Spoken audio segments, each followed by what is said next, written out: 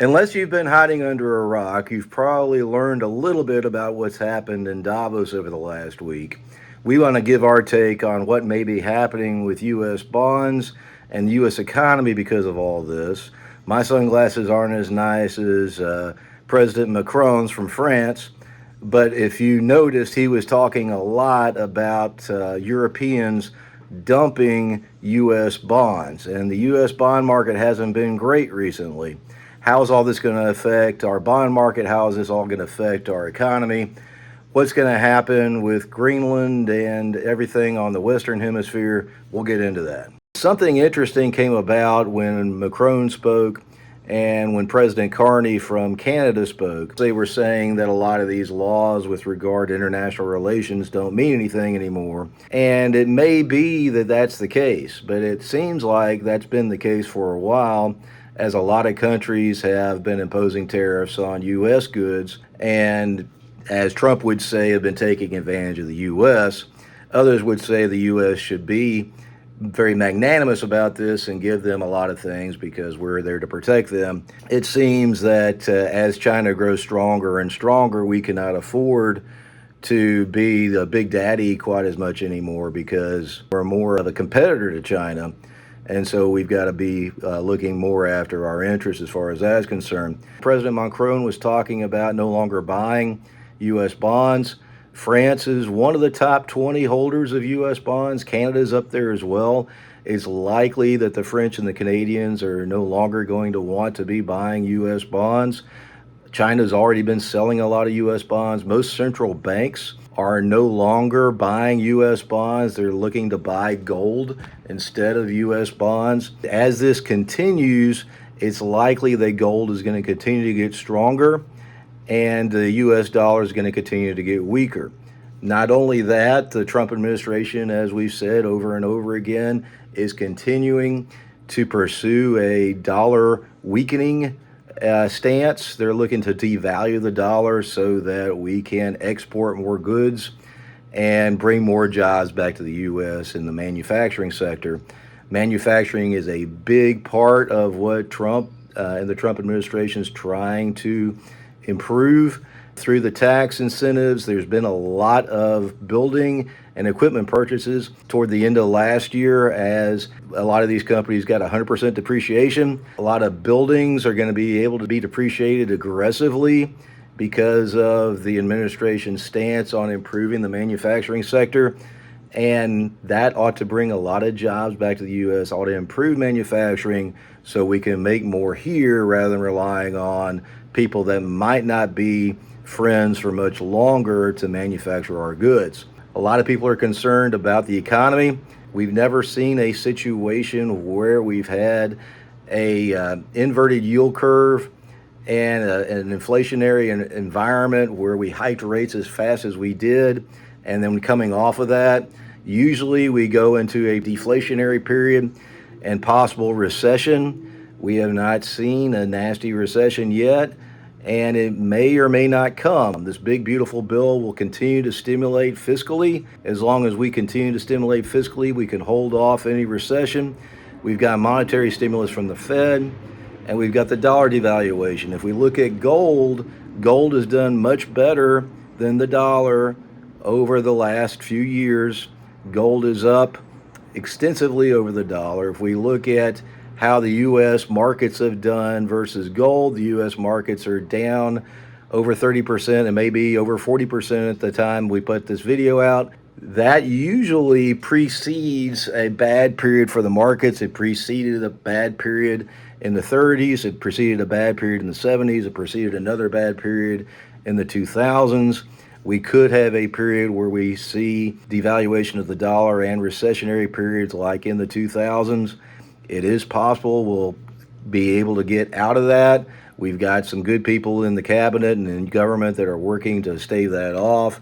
The big, beautiful bill may push that back a little bit. It's unlikely that it's going to completely keep that away, and the monetary stimulus will help. It's likely that we're going to continue to see unemployment pick up a little bit, but there's certain areas of the economy that still look good.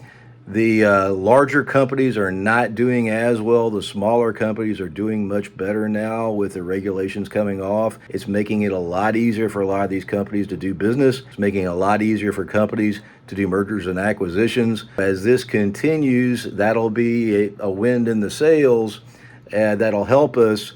But everything that we've already been through usually sends us into a recession.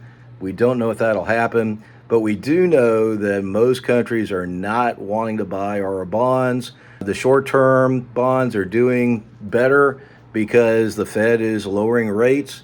And as those rates come down, the value of the bonds go up. So in the short to intermediate term, those bonds are doing better than the long term bonds, as a lot of countries are selling our long term bonds. But it's very likely that the Fed will step in at some point and buy those long term bonds. When that happens, we want to follow the Fed. The Fed is our key indicator as to when we want to start buying those long-term bonds. When they start buying, when they start bringing down the interest rates as Trump wants to do, then that'll be a great time to own those bonds. Trump wants to bring down interest rates by 3%. For every percent that long-term bonds go down in yield, the value typically goes up by 20%. So a 3% drop that Trump wants will cause the value of long-term bonds, 20 and 30-year bonds, to go up by 60%. And that's going to be a big, big gain for anyone who owns those long-term bonds, maybe even bigger than gold and silver. Trump was not very nice to a lot of the leaders there in Europe, and he said that the biggest way to determine whether a country was going into the toilet was to look at how many windmills they have. If you look at the windmills, who has the most windmills, those are the countries that are going to the toilet the fastest. The Trump playbook and the tariffs have actually increased the revenues for the U.S. More than a lot of people expected. It has not helped foreign relations all that well. It is possible that these tariffs will turn many countries into the hands of the Chinese and the Russians, although most of these countries that are coming up against the U.S. have more socialist governments. And if there is a change in the government or the leadership of these countries, it's likely that they will flip back to the U.S. Spending time down here in the Caribbean while the U.S. has been undergoing that ice storm, I've been able to speak with a lot of people from Europe as well as a lot of people from the U.S. who are very happy that they're down here instead of freezing. But one of my more interesting conversations was with a Boer, and he owns the Krishy Beach Club and Resort here just down the way from where our place is. And he is from Norway. He's 84 years old. He was sharing that he was just 4 years older than Trump. Trump's actually 79. He was sharing his thoughts on what's been happening in Greenland and shared that Norway used to own Greenland before the Danes took over. And of course, the Danes never gave it back. We were talking about how the U.S. already had bases there in Greenland. We have the Patufik Space Base. It's on the northwest coast of Greenland. It's a ballistic missile early warning system. It looks like a deal has been struck where the U.S. is going to turn Greenland into its version of Cyprus. The U.K. has several military bases on Cyprus, and they're able to control those and have complete ownership of those bases for eternity. And basically, that's what Trump is saying that he's worked out for us on the great piece of ice in Greenland. And he's wanting to do this both for naval bases as well as ballistic bases and air bases. He's wanting to start up and improve upon his Golden Dome to protect the Western Hemisphere. And of course, Greenland would be one side of this and Alaska would be the other, and then down below, possibly in Venezuela or Panama or where have you, would be where the bottom of the dome would be. We've been working toward negotiations with Panama for preeminence over the Panama Canal. As the Chinese have gotten more and more involved there, we've become more and more concerned with the Panama Canal. So our sights have been taken off of that to be focused on Venezuela and Greenland and possibly Iran for the time being, but it's very likely our sights are going to come back to the Panama Canal. This GI-UK gap in Greenland is the gap in between Greenland and Iceland and the United Kingdom, where a lot of the naval ships pass coming down into the Western Hemisphere.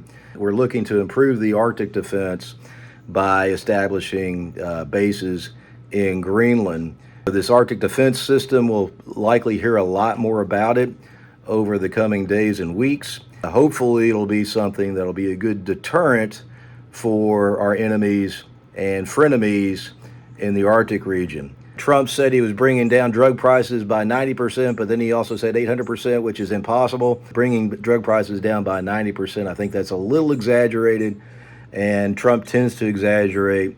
The 5% GDP growth may be a little exaggerated, but we are seeing strong GDP growth. However, this is with a devalued dollar. If we measure GDP growth versus gold, it isn't near as good. But nobody's spending gold. They're mostly storing gold. They're storing it as value. They're not spending it. And people don't measure by gold. So as long as we're measuring by the dollar, the GDP is growing. Everything's doing well. Most countries are growing when they measure by their own currencies. If they were to measure by gold or silver, then their economies would be falling into the toilet, which is what some people would say is actually happening as things become less and less affordable. Affordability isn't near as good as it used to be. As we bring interest rates down, that affordability may improve. Gold and silver did the best last year as the dollar got devalued. Will they do the best this next year? Possibly. If things happen the way Trump wants them to happen and the yields come down by 3% on the long end, then it's likely that our bonds will do even better. But it's unlikely that we'll see a lot of other countries buying our bonds. It's most likely we're going to be seeing our Federal Reserve buying our bonds.